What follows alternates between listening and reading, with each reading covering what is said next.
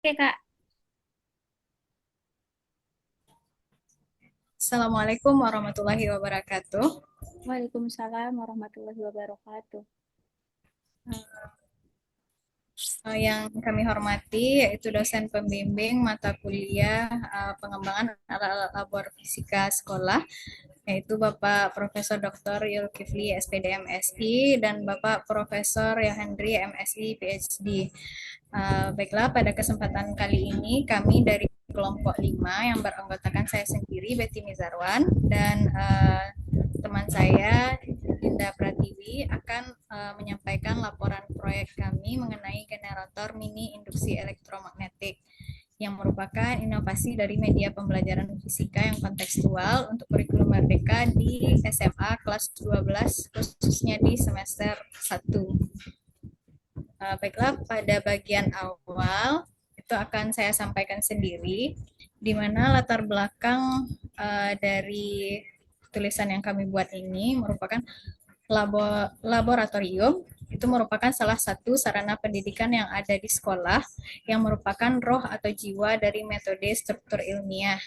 Melalui pengelolaan yang baik, salah satu pengelolaan itu berupa alat praktikum, itu dapat menghubungkan antara teori yang dipelajari oleh siswa di kelas dan praktek di laboratorium, sehingga mereka uh, terbiasa dengan pembelajaran yang berpusat pada siswa itu sendiri. Ini sesuai dengan paradigma yang ada di kurikulum Merdeka dan dikuatkan lagi dengan prinsip pembelajaran yang ada di kurikulum Merdeka, yaitu berkesadaran, kemudian bermakna dan menyenangkan. Nah, gap konseptual yang terjadi di lapangan itu masih ada beberapa materi yang masih dianggap abstrak karena keterbatasan dari alat peraga yang ada di sekolah. Nah, salah satu materi tersebut adalah materi induksi elektromagnetik. Nah, solusinya itu diperlukan media yang mampu mengintegrasikan konsep fisika tersebut. Nah, khusus di bahasan yang akan kami bahas itu berupa konsep fisika induksi elektromagnetik dan dilakukan melalui model pembelajaran project based learning. Next. Nah, rumusan masalahnya, yang pertama, bagaimana hasil analisis kebutuhan alat laboratorium fisika pada materi yang dipilih. Yang kedua, bagaimana proses perancangan dan pembuatan alat laboratorium fisika yang sesuai dengan kebutuhan pembelajaran. Yang ketiga, bagaimana mengembangkan LKPD yang sesuai dengan penggunaan alat yang dikembangkan. Dan yang terakhir, bagaimana memvalidasi LKPD tentang alat yang akan dikembangkan. Nah, tujuan penulisannya, yang pertama menganalisis kebutuhan alat laboratorium fisika pada materi yang dipilih, yaitu materi induksi elektromagnetik. Yang kedua, merancang dan membuat alat laboratorium fisika sederhana, ekonomis, dan mudah digunakan yang dapat menunjang proses pembelajaran. Yang ketiga, mengembangkan LKPD yang mendukung pemanfaatan alat. Dan yang keempat, mengetahui tingkat validitas LKPD alat laboratorium yang dikembangkan. Sementara manfaat penulisan, manfaat secara teoritis nanti memperkuat kajian mengenai induksi elektromagnetik, sementara manfaat praktisnya bagi peserta didik membantu memvisualisasikan konsep abstrak dari induksi elektromagnetik, kemudian bagi guru sebagai referensi pembelajaran, dan bagi laboratorium nanti menambah koleksi alat. Nah, untuk kajian pustakanya akan dijelaskan oleh rekan saya, Dinda Pratiwi. Kepada Dinda, dipersilahkan. Baik, terima kasih kepada Kak Betty. Selanjutnya kita masuk kepada pembahasan bab 2, yaitu analisis kebutuhan. Yang pertama adalah analisis alat laboratorium. Di SMA Negeri 2, Kecamatan Kapur 9 ini, alat-alat laboratorium fisika, kimia, dan biologi digabung menjadi satu dalam satu lemari penyimpanan. Mengapa demikian? Karena di sekolah ini, laboratorium fisika, kimia, dan biologi digabung menjadi satu dalam satu bangunan, yaitu laboratorium IPA. Seperti terlihat pada tampilan layar. Kemudian, adapun alat-alat laboratorium fisika di SMA Negeri 2 Kecamatan Kapur 9, yang pertama ada kit mekanika, satu set, kemudian ada kit optik, ada multimeter, ada jangka sorong, ada mikrometer sekrup, ada termometer laboratorium, dan selingki. Nah, dikarenakan alat laboratorium fisika atau praktikum fisika yang ada di sekolah belum memenuhi untuk materi fisika kelas 12 yaitu induksi elektromagnetik, maka di sini kami melakukan atau melaksanakan proyek generator mini induksi elektromagnetik, yang mana nanti proyek ini akan menjelaskan mengenai hukum Faraday, hukum Lenz, dan juga generator listrik sederhana. Nah, apa itu generator mini induksi elektromagnetik? Generator mini induksi elektromagnetik ini adalah media pembelajaran yang dirancang untuk memperlihatkan secara langsung proses pembangkitan energi listrik melalui perubahan fluks magnet. Kelebihannya yang pertama, menampilkan fenomena induksi elektromagnetik secara nyata. Yang kemudian kedua, kelebihannya adalah menghubungkan konsep fisika dengan aplikasi teknologi, yaitu generator listrik dan pembangkit energi.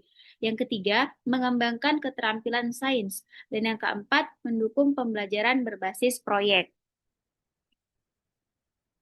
Nah, selanjutnya pada bab 3 ya, ada perancangan dan pembuatan alat. Yang pertama ada desain alat. Desain dari alat ini kurang lebih seperti gambar yang tertera, ada kumparan, yang kemudian ujung-ujung dari kumparan ini akan kita hubungkan pada multimeter untuk mengecek berapa tegangan yang terukur.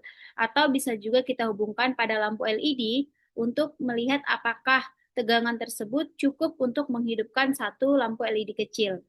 Nah, konsep fisika yang terkait ada 4, yaitu induksi elektromagnetik, hukum Faraday, hukum Lenz, dan konversi energi dari energi mekanik ke energi listrik. Selanjutnya, alat dan bahan yang digunakan. Yang pertama ada kawat email dengan diameter 0,3 sampai 0,5 mm. Kita butuh kurang lebih 25 sampai 50 meter. Kemudian yang kedua ada pipa PVC dengan diameter 3 cm. Ini digunakan sebagai inti dari kumparan. Kita butuh 1 buah. Kemudian ada magnet neodymium 1 sampai 2 buah, yaitu magnet yang memiliki medan magnet yang besar. Kemudian ada multimeter digital untuk mengecek tegangan dan arus yang terukur, dan ada kabel penghubung. Selanjutnya untuk prosedur pembuatan atau cara kerja alat. Yang pertama, kita buat dulu kumparan menggunakan pipa PVC tadi sebagai cetakannya. Kita membuat lilitan sebanyak kurang lebih dalam percobaan ini sebanyak 70 sampai 210 lilitan. Kemudian nanti ujung-ujung dari kumparan tersebut kita kikis dan kita hubungkan pada prop positif dan prop negatif dari multimeter untuk mengecek apakah ada tegangan yang terukur. Dan sebelum magnet dikeluar masukkan atau didekatkan ke kumparan, maka multimeter itu akan menunjukkan angka 0.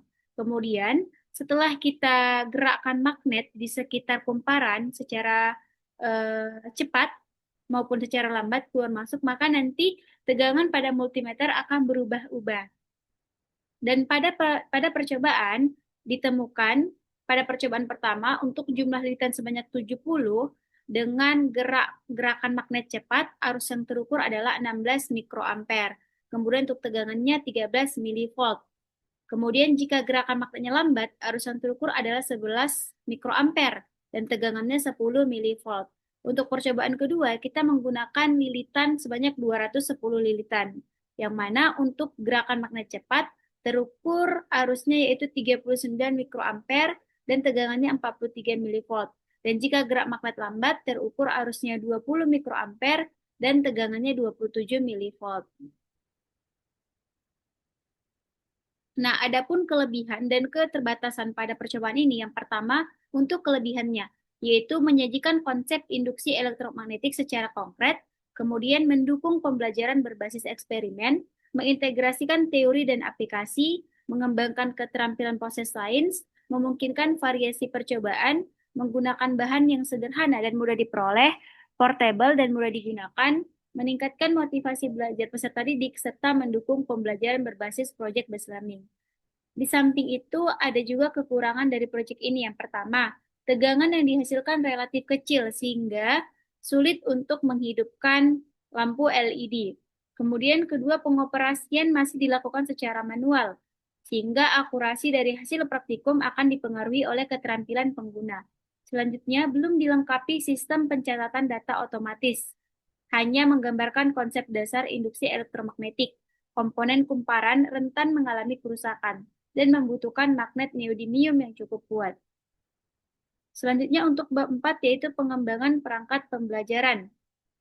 Saya kembalikan kepada moderator. Terima kasih Dinda. Baiklah, untuk pengembangan LKPD akan kembali saya jelaskan kembali, di mana penyusunan LKPD yang telah kami rancang itu seperti yang terlihat di slide.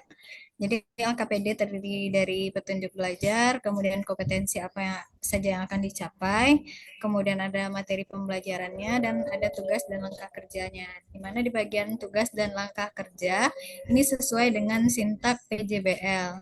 Jadi ini dirancang untuk 2 kali pertemuan. Nah, ini halaman 1, 2. Kemudian ada halaman selanjutnya. Jadi LKPD ini terdiri dari 5 halaman. Next.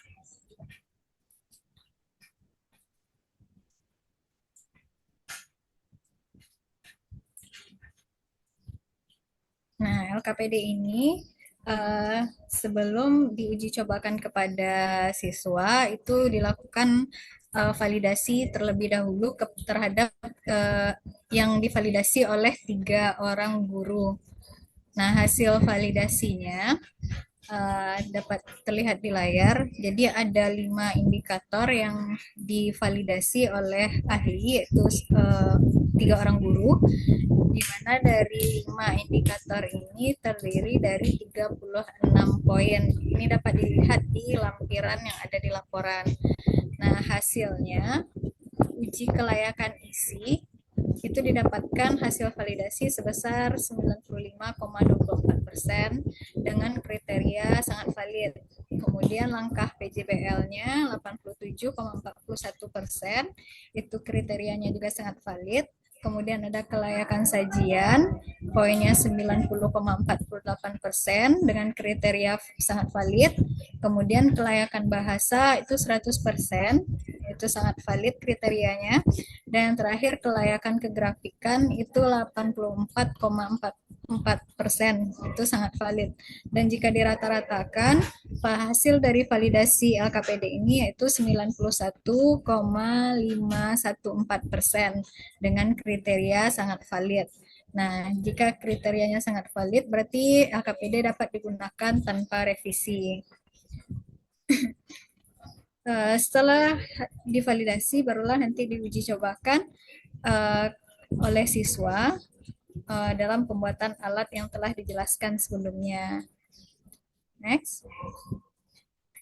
Nah, jadi dapat kita simpulkan yang pertama, perubahan flux magnet yang terjadi itu akibat gerak relatif antara magnet dan kumparan, sehingga menghasilkan gaya gerak listrik induksi yang sesuai dengan hukum Faraday. Yang kedua, besarnya gaya induksi ini dipengaruhi oleh kecepatan perubahan flux magnet, kemudian jumlah lilitan kumparan, dan kekuatan medan magnet. Kemudian praktikum ini dapat memberikan pengalaman belajar secara langsung kepada siswa dalam memahami konsep induksi elektromagnetik, kemudian hukum Faraday, dan hukum Lenz, serta penerapannya dalam teknologi pembangkit listrik. Next. Untuk saran, yang pertama, untuk penelitian selanjutnya gunakan magnet neodymium dengan medan magnet yang cukup kuat, kemudian pastikan kumparannya dililit, gerakan magnetnya, kemudian gunakan multimeter digital, dan guru disarankan mengintegrasikan praktikum ini dengan model pembelajaran PJBL. Mungkin demikian saja presentasi dari kelompok kami. Terima kasih. Kami akhiri. Assalamualaikum warahmatullahi wabarakatuh.